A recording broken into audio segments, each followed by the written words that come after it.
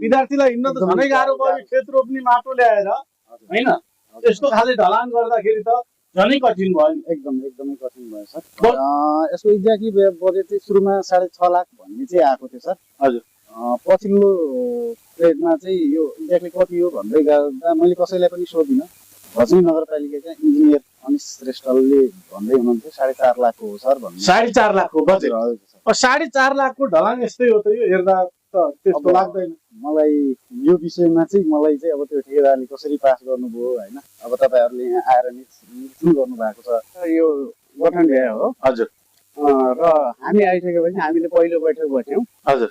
पहिलो बैठक बस्दाखेरिमा हाम्रो बैठकमा कुनै किसिमको यस्तो किसिमको सूचना पनि थिएन, यहाँ पटाली हुने हैन, या नहुने भन्ने थिएन। पछि बिचमा हामीले बाहिरबाट सुन्यौं विद्यालयमा 6.5 लाखको पटाली नगरपालिकाले टेन्डर गरेको छ, टेन्डर वालो आउँछ भन्ने कुरा त्यो हामीले सुनेको हुँदाखेरि हामीले पनि त्यसको इन्तजार गर्यौं। हजुर। विद्यालय व्यवस्थापनसम्म समितिसँग कुनै सम्झौता गर्छ कि कस्तो माटो पठानी गर्ने हैन। र यो विद्यालय भनेको नै एउटा यस्तो सम्बन्धित क्षेत्र हो, यहाँ 900 बालबालिका खेल्ने ठाउँ हो। यो करिब 900 विद्यार्थी छन् यो विद्यालय। 900 विद्यार्थी खेल्ने ठाउँ हो भनेपछि कुनै किसिमको सम्झौता नगरी यो एकाएकले पन्जाको बालुवा उठाएर यो फिल्डमा, अब यो हेर्नुहोस् तपाईँको सामान्य कुरा हो, यो पटानी पनि होइन, यो के हो भनेपछि यो माथि लिपोत, हामी घरमा लिपोत गर्छौँ त हो, त्यस्तो किसिमको फिल्डलाई यो पटानी गरेर यसमा भ्रष्टाचार छ। अब यो त देखिने कुरा हो त हामीले भन्नुभन्दा पनि। नमस्कार, सीधा प्रश्नको सीधा जवाबमा स्वागत छ। म खकेन्द्र जैसी। यति बेला म यो भजनी नगरपालिका वडा नम्बर 5 कुटीमा रहेको श्री कर्मेश्वर माध्यमिक विद्यालयमा छु र यो विद्यालयको विषयमा आज हामी केही चर्चा गर्न गइरहेका छौँ। तपाईले हाम्रो कुराकानीलाई Sunaulo television, Janata television, radio Sunaulo FM 105.6 megahertz, हाम्रो इन्टरनेट अनलाइन www.radiosunauloFM.com, त्यसै गरी all Nepal FM radio, digital नेपाल.com एप, सुनौलो एफएम को आफ्नो एप्स, हाम्रो पात्रो एप्सबाट विश्वभर र हामीलाई सामाजिक सञ्जाल फेसबुक, टिकटक, युट्युब लगायतका प्लेटफर्म मार्फत पनि हामीलाई हेर्दै अनि सुन्दै हुनुहुन्छ। यो कर्मेश्वर माध्यमिक विद्यालयमा यो ढलानको नाममा चरम लापरवाही भएको पाइएको छ। ल हेर्नुहोस्, यहाँ खेत रोप्ने हिलो यस्तो छ। यो ढलानको कार्य त गरियो, तर यहाँ विद्यार्थी र शिक्षकहरूलाई हिँडुल गर्न समेत एकदमै गाह्रो रहेको छ। र यो विद्यालयमा कसरी ढलान भयो, कहाँबाट यो माटो आयो, यो विषयमा विद्यालय व्यवस्थापन समिति नै अनभिज्ञ रहेको पाइएको छ। यसमा कसले गर्यो त? एकदमै करिब 6.5 लाख, उहाँकै अध्यक्षजीकै भनाइअनुसार पहिला करिब 6.5 लाख यो ढलानको लागि बजेट आएको भन्ने थियो रे, पछि चाहिँ 4.5 लाखको काम भएको रे। यो सरसरी हेर्दाखेरि 1.5 लाखको जति पनि छैन है काम। तपाईले देख्न सक्नुहुनेछ यो कहाँबाट माटो ल्याएर एकदमै जनताको आँखामा छारो हाल्ने काम यो ठेकेदारले गरेको पाइएको छ। यस्तो ठेकेदारहरूलाई सरकार र सम्बन्धित निकायले कारबाही गर्नुको सट्टा उल्टै मिलोमतोमा बजेट पारित गर्ने, त पनि काले म पनि काले, काले काले मिलेर बाँडीचुँडी खाउँ भाले, यो प्रवृत्ति हाबी हुँदै गयो भजनी नगरपालिकामा। र हामीसँग यस विद्यालयको अध्यक्ष नवराज बुढा हुनुहुन्छ, यहाँलाई स्वागत छ सर। धन्यवाद सर। तपाईँ यो कर्मेश्वर माध्यमिक विद्यालय भजनी 5 कुटीको अध्यक्ष हुनुहुन्छ। यो काहीँ नभएको जात्रा हाडी गाउँमा भने जस्तै के गरे यो खास कस्तो ढलान हो, के ढलान हो, के का लागि गरे यो ढलान? यो यहाँ चाहिँ कर्मेश्वर माध्यमिकमा चाहिँ अलिकति यहाँ बर्खायाममा हिँड्डुल गर्न चाहिँ असहज भएको कुरा थियो र यो त्यसको लागि ढलान भयो सर। असहजमाथि झनै असहज भयो।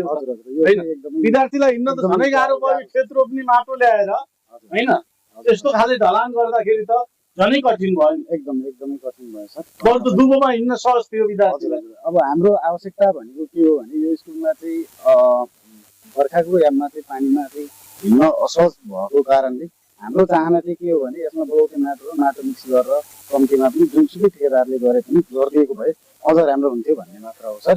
अब यो विषयमा चाहिँ मलाई चाहिँ कुनै पनि जानकारी छैन। तपाईँ अध्यक्ष विद्यालयको अध्यक्षलाई थाहा नहुने भए थाहा चाहिँ कसलाई हुँदो रहेछ? अब यो चाहिँ कुन तरिकाबाट बजेट पास भयो त्यो पनि थाहा छैन। हामीलाई कुनै पनि एस्टिमेटको पनि जानकारी दिएको छैन सर हैन। विद्यालयलाई कुनै पनि यो विषयमा विद्यालय सञ्चालक समिति र प्रशासन दुईटैलाई थाहा छैन। थाहा छैन सर। मलाई त यति पनि थाहा छैन यो कुन ठेकेदार मार्फत काम भयो भन्ने पनि थाहा छैन। उहाँहरूको पैसा निकास अनि बजेट यो माटो कसले ल्याएर हाल्यो विद्यालयमा जबरजस्ती?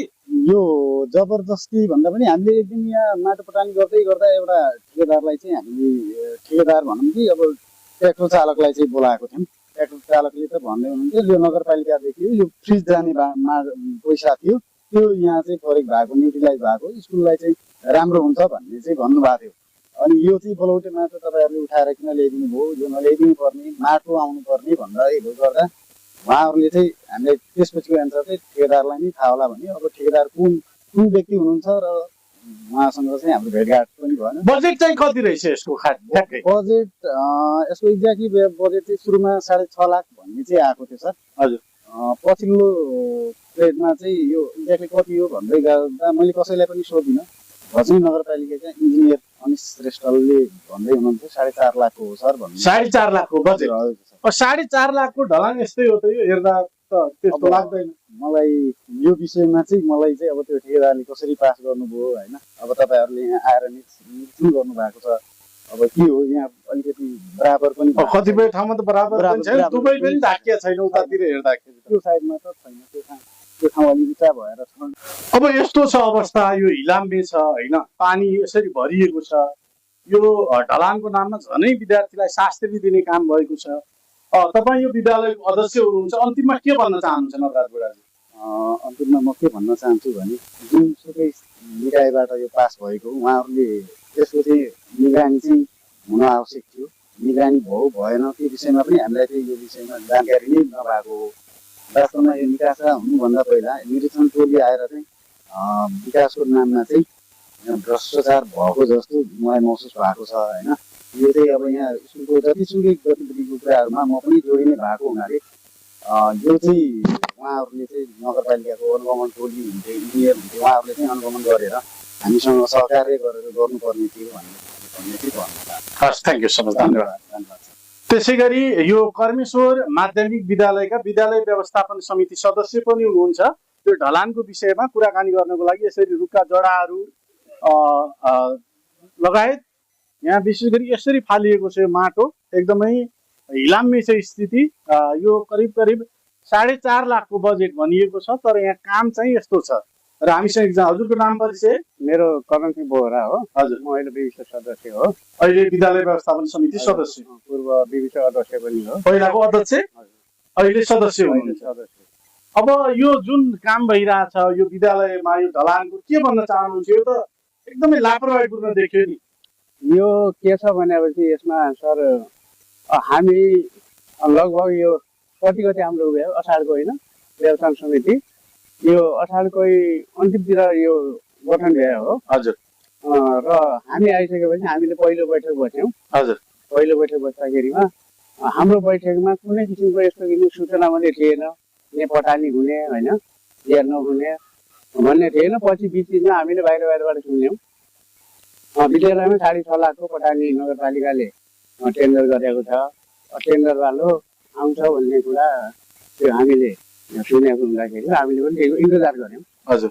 विद्यालय व्यवस्थापनसम्म समितिसँग कुनै सम्झौता गर्छ कि कस्तो माटो पठानी गर्ने होइन। र यो विद्यालय भनेको पनि एउटा यस्तो सम्बन्धित क्षेत्र हो, यहाँ 900 बालबालिका खेल्ने ठाउँ हो। यो करिब 900 विद्यार्थी छन् यो विद्यालय। 900 विद्यार्थी खेल्ने ठाउँ हो भनेपछि कुनै किसिमको सम्झौता नगरी यो एकाएकले कन्जाको बालुवा उठाएर यो फिल्डमा, अब यो हेर्नुहोस् तपाईँको सामान्य कुरा हो, यो पटानी पनि होइन, यो के हो भनेपछि यो माथि लिपोत, हामी घरमा लिपोत गर्छौँ त हो, त्यस्तो किसिमको फिल्डलाई यो पोटानी गरेर भ्रष्टाचार छ। अब यो त देखिने कुरा हो त, हामीले भन्नुभन्दा पनि तस्बिर आफै बोल्छ। ठाउँले बोल्छ। र यो पास भयो कि भयो, पास भएपछि कुन आधारले भयो, कसरी भयो भन्ने कुरा अब इन्जिनियर थाहा होला। तर होइन विद्यालय समितिलाई कुनै जानकारी छैन, प्रशासनलाई कुनै जानकारी छैन। अब के भन्न चाहनुहुन्छ त? यो एकदमै चरम लापरवाही देखिएको छ यो कर्मेश्वर माध्यमिक विद्यालयमा, यो ढलानको नाममा यस्तो एकदमै कन्तबिजोग स्थिति देखिएको छ। तपाईँ विद्यालयको सदस्य भएको नाताले के भन्न चाहनुहुन्छ? म के भन्न चाहन्छु भनेपछि अब लाजमर्दो कुरा हो यो हामीले भन्नुभन्दा पनि यो देख्नेवालाई पनि लाज लाग्ला होइन। यो परमेश्वर विद्यालयभित्रमा यस्ता किसिमका मनमर्जीहरू आफ्नो हैकम जमाएर जो काम गरेको देखिएको छ, यहीलाई हामी एकदम भर्सना गर्छौँ। यस्तो किसिमको काम नहोस् भनेर भोलि नगरपालिकाले पनि यसमा विशेष किसिमको ध्यान दियोस् भन्ने म भन्न चाहन्छु। हस्, थ्याङ्क यू सो मच, धन्यवाद। हस्, धन्यवाद।